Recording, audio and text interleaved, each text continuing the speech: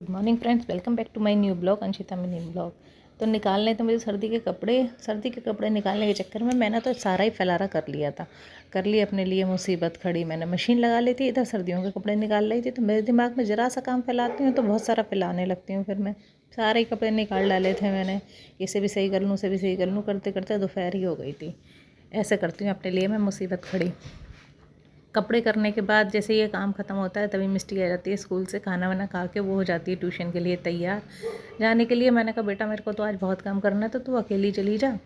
तो जब भी ये अकेली जाती है तो मैं बाहर से इसको जूम करके फ़ोन में कैप्चर करती रहती हूँ ताकि ये गली में मुड़ जाती है, तब तक मैं इसे देखती रहती हूँ। डर बस किसी का नहीं है, बंदर ही होते हैं, उन्हीं का डर लगता है क्योंकि ये शॉर्टकट है हमारे घर से घर जाने के लिए।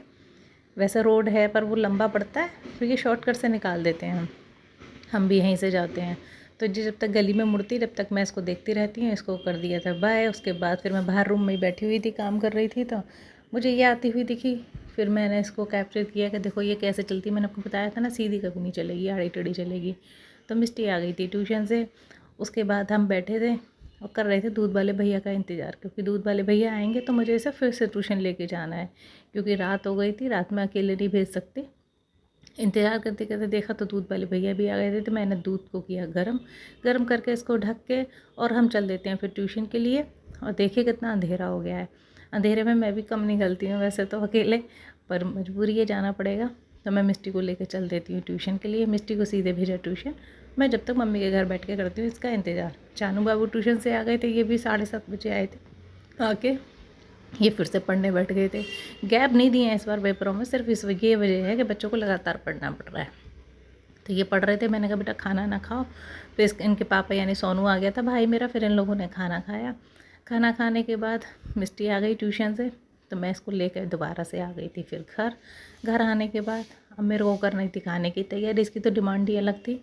मैंने कहा अब रहने दे, सुबह मैंने राजमा चावल बनाए थे, अब तो कहेगी तो आलू के पराठे बना दूँगी, नहीं तो फिर राजमा से रोटी वगैरह। तो कहती है नहीं मुझे राजमा से रोटी खानी है। हमने खाया खाना। फिर मैंने बुला लिया था नानू को फ़ोन करके, क्योंकि मिस्टी के पापा थे नहीं। तो मैंने कहा नानू तू आ जा, स्कूल भी जाना है ऐसे सुबह और आराम से नींद भी आ जाएगी मेरे को।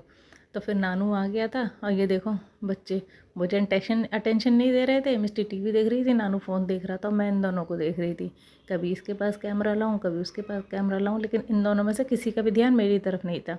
अब मैं क्या करूं, ना मैं टीवी देख सकती हूँ, फ़ोन देखूंगी तो नानू को भी डिस्टर्ब होगा। वैसे तो उसने हेडफोन लगा रखे थे, फिर भी अब मैं इन दोनों को देख रही थी कोई मुझे देखता है कि नहीं।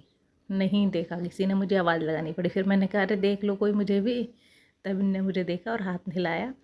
ओके बाय, करते हैं गुड नाइट, क्योंकि सुबह जल्दी उठना है। Please like comment and share and like comment and subscribe. मिलते हैं अगले ब्लॉग में। Okay bye.